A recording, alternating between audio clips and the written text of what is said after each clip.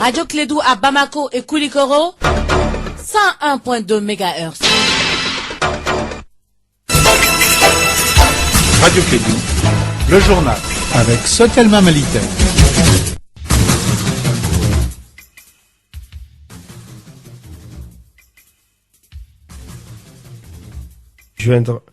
Voilà, il est 13h à Bamako, même heure à Abidjan. Bonjour à tous et merci de nous rejoindre pour cette deuxième édition des Clédou Actualité. Nous allons parler des dispositifs de sécurité du pays. Les ministres mobilisent ses chefs d'unité pour mettre hors d'état de nuire les éléments armés. On en parle dans cette édition.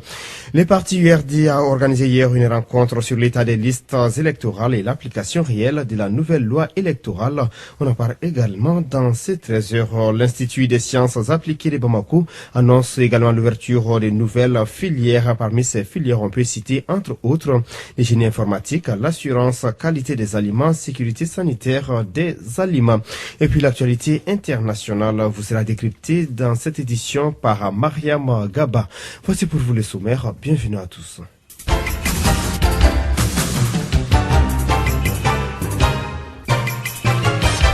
Une fois de plus, bonjour à tous et merci de nous choisir pour vous informer.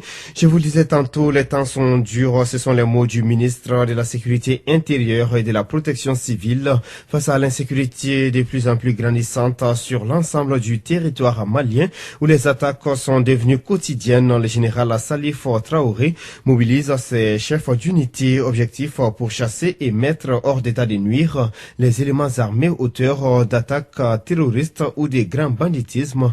Les explications de Mahamadou Khan. Devant ces hauts gradés de la police, de la gendarmerie ou encore de la garde nationale, le ministre de la Sécurité et de la Protection civile exige un changement de comportement des hommes et les inviter à avoir plus de résultats encore plus spectaculaires uniquement dans le but de rassurer le public malien. Il dit que ses forces de sécurité sont à l'œuvre. Je l'ai dit dans une interview récemment que je vous ai accordée. Il disait que nous portons des coups tous les jours à ces bandits armés et à ces terroristes. Nous ne pouvons pas toujours communiquer sur ce que nous faisons parce que cela peut compromettre les enquêtes que nous conduisons. Depuis quelques jours, des hommes en uniforme patrouillent de jour comme de nuit à intervalles réguliers dans la capitale malienne pour un objectif précis d'après le général de brigade Salif Traoré. Comme je vous ai dit, nous étions dans une grande traque de bandits, donc c'est ce qui nous a amené à mettre un dispositif aussi visible pour dissuader. Ce dispositif sera mis en place autant que cela sera nécessaire.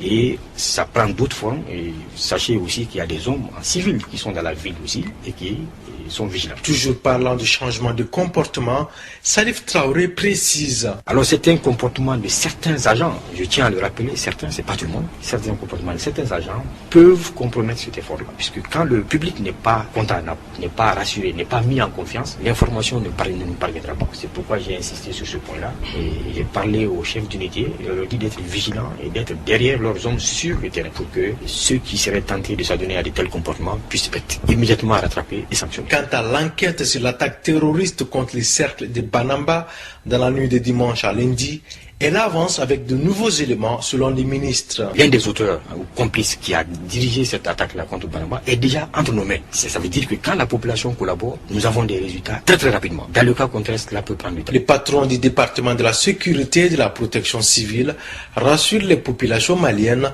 sur l'engagement et la détermination de ces hommes à répondre efficacement aux assauts de l'ennemi. L'un des titres de ce journal, l'état des listes électorales et l'application réelle de la nouvelle loi électorale. Tels sont les objectifs d'un point de presse tenu hier jeudi par l'URT au siège du parti à Badalabou.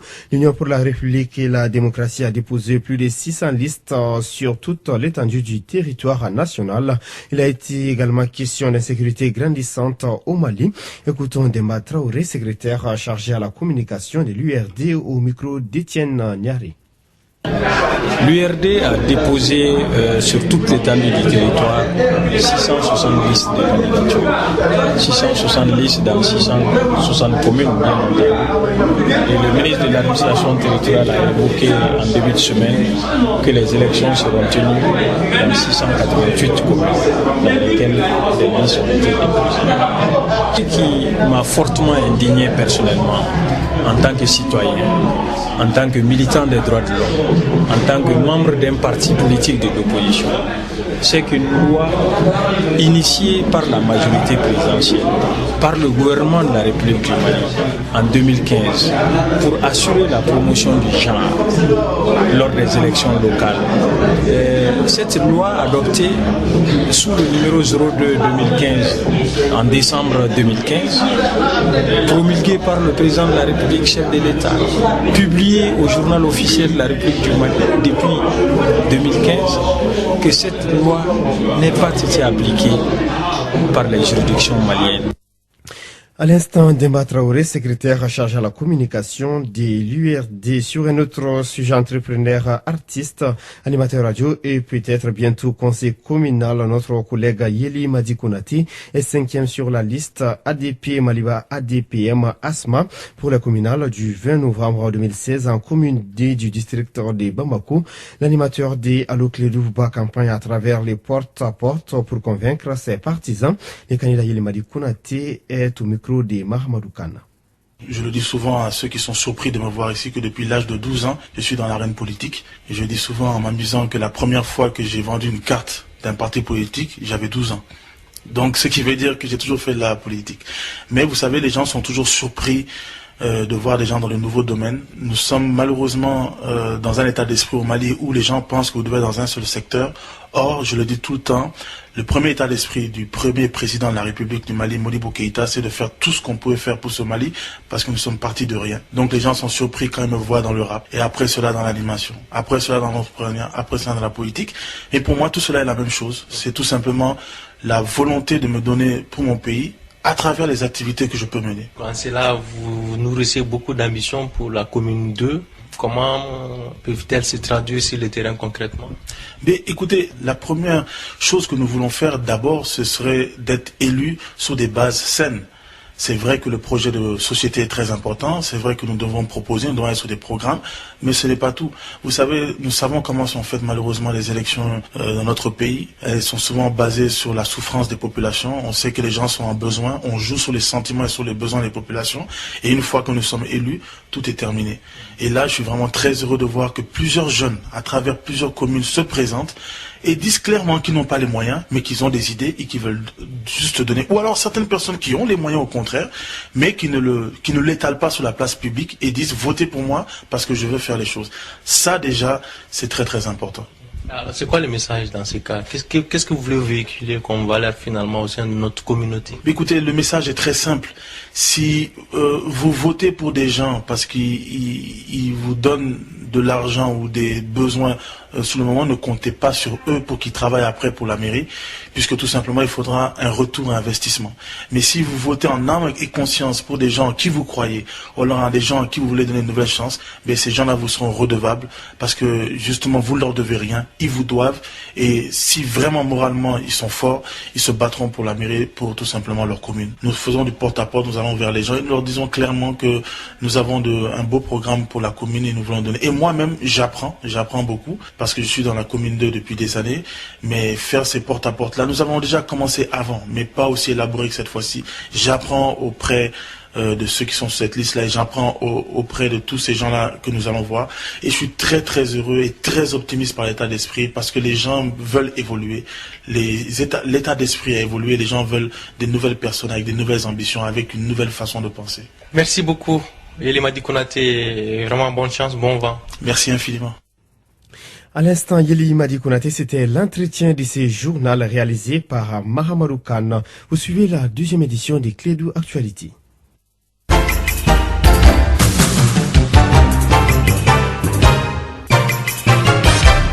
Parlons à présent de l'actualité internationale avec moi dans ces studios. Mariam Gaba, bonjour. Bonjour Haruna.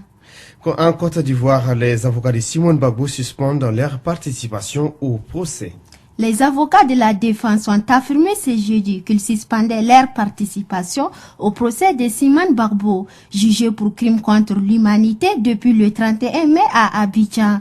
Ils ont collectivement décidé de suspendre leur participation au regard de l'attitude de la Cour, qui refuse de faire comparaître des témoins nécessaires à la manifestation de la vérité, explique Maître Abiba Touré, l'une des avocates de l'ancienne première dame.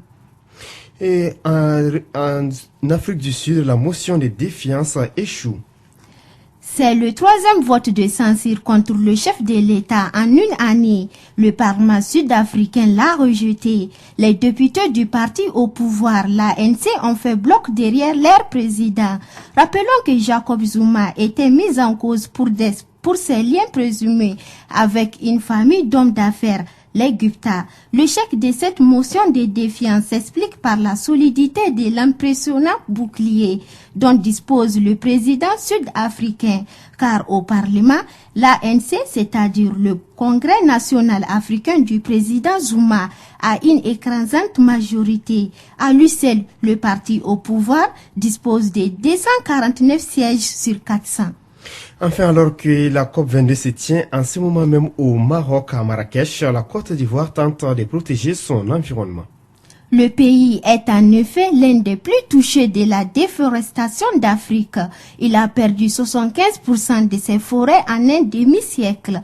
Après des années de remise, la Côte d'Ivoire a décidé cet été d'évacuer le mont Peko. Depuis le début des années 2000, ces parcs nationaux situés à l'ouest du pays étaient illégalement investis par environ 50 000 planteurs qui ont installé campements et plants de cacahuètes en détruisant la végétation. Au nom de la protection de l'environnement, le gouvernement a décidé tout simplement de mettre fin à cette culture illicite. Aruna, c'est tout pour cette page internationale.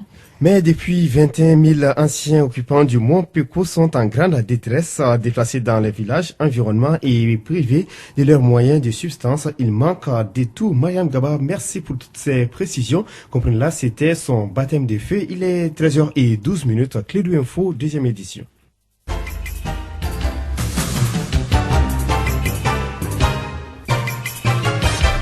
Sur les plans locaux, l'augmentation du prix des hydrocarbures, le gouvernement en a décidé ainsi afin d'augmenter les recettes douanières qui ont baissé ces derniers temps 20 francs CFA le litre pour le super carburant et le fuel 180 francs et 25 francs CFA le litre pour les gasoil. Pour plus de précisions, écoutons Soumana Mori Koulibaly, directeur général de l'ONAPI. Le gouvernement a décidé d'une augmentation du prix des hydrocarbures. Il a été décidé d'augmenter l'essence super de 20 francs. Donc ça passe de 674 à 694. Et les gasoil augmentent de 25 francs. Ça passe de 582 à 607. Bon, c'est les différentes décisions aujourd'hui de la commission de fixation du prix des hydrocarbures. Pendant 3 mois, nous avons stabilisé les prix à la pompe, c'est-à-dire nous avons maintenu les gasoil à 582 et on a maintenu les supercarburants à 674. Bon, pendant les 3 mois, il y a une augmentation de plus de 65 à 70 francs par litre. Mais nous tendons vers la fin d'année. La douane souffre aujourd'hui. Elle n'arrive pas à tenir parce que les recettes sur les hydrocarbures tirent quand même les réalisations vers le bas. Aujourd'hui, avec un dépassement sur les 10 premiers mois sur les marchandises diverses et des déficits quand même énormes sur les hydrocarbures, le gouvernement était obligé de prendre une décision. On n'a pas le choix aujourd'hui, nous sommes obligés quand même d'aller vers cette augmentation. À l'instant, Soumana Mori Koulibaly, directeur général de l'Office national des produits pétroliers. Je vous le disais en titre, génie informatique, assurance, qualité des aliments, sécurité sanitaire des aliments, automatisme ou encore chimie industrielle, option huile, savon, cosmétique. Les étudiants de l'Institut des sciences appliquées de Bamako pourront désormais décrocher des licences professionnelles dans ces nouvelles filières qui ont été officiellement lancées ce jeudi sur la colline du savoir à Badalabougou. Écoutons Dr Mamadou Wele Diallo, il est le directeur de l'Institut. Nous vous proposons de l'écouter au micro d'André Traoré. Nous sommes à l'ISA, un institut qui forme effectivement, des jeunes en sciences appliquées de façon générale.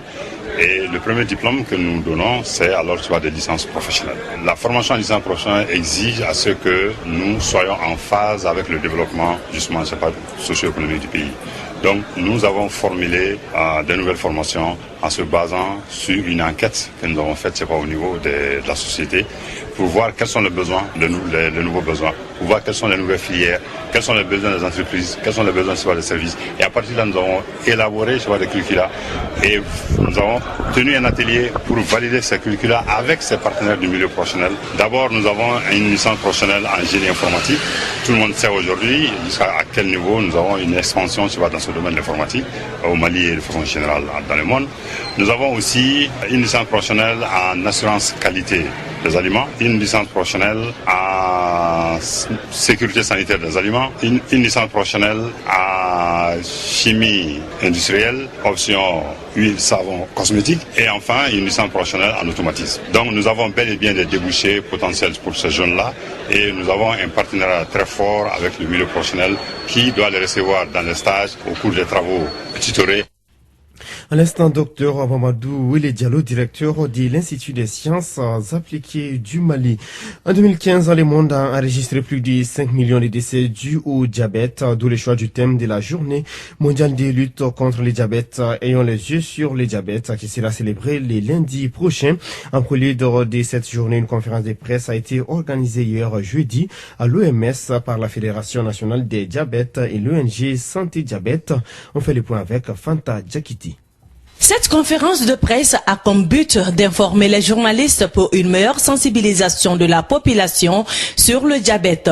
Selon les spécialistes, il existe 2 facteurs de risque non modifiables qui concernent l'hérédité et l'âge, mais aussi les facteurs non modifiables tels que le poids, l'obésité, une mauvaise habitude alimentaire, la sédentarité ou l'absence d'activité physique. Professeur Sidibé Assatraoré, diabétologue à l'hôpital du Mali. Ces éléments-là, c'est important de faire connaître ça à la population pour que déjà on soit alerté quand on a une hérédité de diabète, qu'on fasse tout pour ne pas être obèse, ni en surpoids, ni sédentaire et qu'on voit un peu son alimentation. Donc vous voyez qu'à partir de ces facteurs de risque, la prévention aussi est claire. C'est donc prévenir ces différents éléments. Puisque nous savons que l'hérédité seule ne suffit pas, ce sont donc ces facteurs environnementaux qu'il va falloir donc essayer de maîtriser. Manger moins gras, manger moins sucré. Donc vous voyez que je ne dis pas de ne pas manger. Cette maladie est considérée par l'OMS comme pandémie mondiale avec plus de 400 millions de diabétiques à travers le monde. Le Mali compte environ 600 000 diabétiques, dont 67% ignorent leur maladie. Cela peut rendre la prise en charge difficile. Dr Ibrahim Nientao de l'ONG Santé Diabète. Aujourd'hui, quand on regarde la progression de la maladie diabétique, certes, les politiques dans nos pays en voie de développement sont assez centrées sur la gestion des maladies infectieuses. Et je vais vous effrayer en disant que le diabète seul, en 2015, a tué plus de 5 millions de personnes. Plus que le VIH, le paludisme et la tuberculose réunis. Ce qui signifie que c'est une maladie très dangereuse. Autre chose qui fait la spécificité de nos pays, qui est assez effrayant, si dans les pays développés, cette maladie touche les couches de plus de 60 ans, 70 ans, dans nos pays, malheureusement, c'est la population active qui est concernée. 60% de nos diabétiques ont moins de 60 ans. Le thème « Ayons les yeux sur le diabète » nous interpelle tous afin d'éviter les complications liées au diabète. Merci Fanta Djakité. Nouvelle maladie, les recherches scientifiques découvrent un nouveau cancer des êtres humains causé par l'oxyde d'argent nitro. On contracte ces cancers par l'effet de gratter les cartes des recharges téléphoniques avec les ongles. Les explications de Sidou Sidibé, directeur technique de l'ASACO de Faladier, au micro de Mariam Gaba. Effectivement, le fait de gratter les cartes de recharge téléphonique, les dernières données, les dernières recherches scientifiques ont prouvé que cela entraîne des effets souvent non désirables. À savoir que son nom même, c'est silver nitrooxyde, qui est une substance toxique qui contient de l'argent nitro, qui est un revêtement d'oxyde. Donc ça peut provoquer une intoxication, à savoir une diarrhée chez la personne, ou alors ça peut créer des vomissements, donc des troubles digestifs. 2, ça peut provoquer aussi le cancer de la peau. C'est vraiment déconseillé à toute personne. Surtout vous les femmes, vous avez toujours des longues ongles. Essayez de chercher autre moyen que de gratter par les ongles. Vous savez que la science évolue de jour en jour. Autant qu'on vit, autant que les recherches se font. Donc c'est tout récemment que les dernières recherches ont révélé tout cela. C'est pourquoi depuis lors, on s'est attelé à démarcher ces opérateurs économiques afin de réduire le risque pour la population, pour la santé générale. À l'instant, Seydou Sidibé, directeur technique de l'ASACO des Faladiers sans transition, parlons culture. La relance en images, c'est l'intitulé d'une exposition photo. Elle est initiée par les bureaux de la coopération suisse au Mali en collaboration avec la Maison africaine de la photographie. Selon la directrice résidente du bureau de la coopération suisse au Mali, cette exposition photo vise à montrer à l'opinion la renaissance des régions nord du Mali. Après la crise de 2012, cette exposition photo s'étendra à l'intérieur du Mali, notamment à Ségou, Niafounké, Tombouctou, entre autres. Elle a été lancée hier en présence du ministre de la Culture du Mali. Nous proposons d'écouter Béatrice Meyer, la directrice du bureau de la coopération suisse au Mali. La coopération suisse a travaillé pendant 3 ans pour la reconstruction de la relance économique du Nord, surtout les régions de Tombouctou et le nord de Mopti. Et nous avons vu que, à travers les projets de développement, il y a vraiment la vie du quotidien qui reprend. Les gens reprennent de l'espoir. Ils ont vraiment envie de retrouver leur vie normale. Nous avons eu l'idée de montrer cela à travers des photos des artistes maliens pour montrer pas seulement des bâtiments ou parler des chiffres, mais montrer vraiment la vie quotidienne des gens à travers des belles images pour montrer l'espoir et la renaissance du Nord. Je suis très satisfaite du travail d'abord des jeunes photographes maliens qui ont eu le courage de se déplacer dans ces régions, qui connaissent aussi la vie de la population et qui ont su créer ce monde positif, optimiste aussi à travers des images. C'est des très belles images, très esthétiques, avec beaucoup de couleurs. Donc je suis d'abord très reconnaissante à ces artistes maliens qui ont fait un excellent travail. De l'autre côté, je suis bien sûr très contente de l'intérêt de la ministre de la Culture, des officiels qui travaillent avec nous pour le développement du Mali, de leur intérêt aussi de créer un lien entre le développement et la culture. Ça a beaucoup de potentiel pour créer encore plus de liens. Donc je suis très contente de cette première expérience commune. C'est sur ces mots de Béatrice Meyer, la directrice résidente du bureau de la coopération suisse au Mali, qui s'achève cette édition, la deuxième des clés de l'info. Merci à vous de l'avoir suivi. Tout de suite, c'est l'actualité sportive en langue nationale bamana.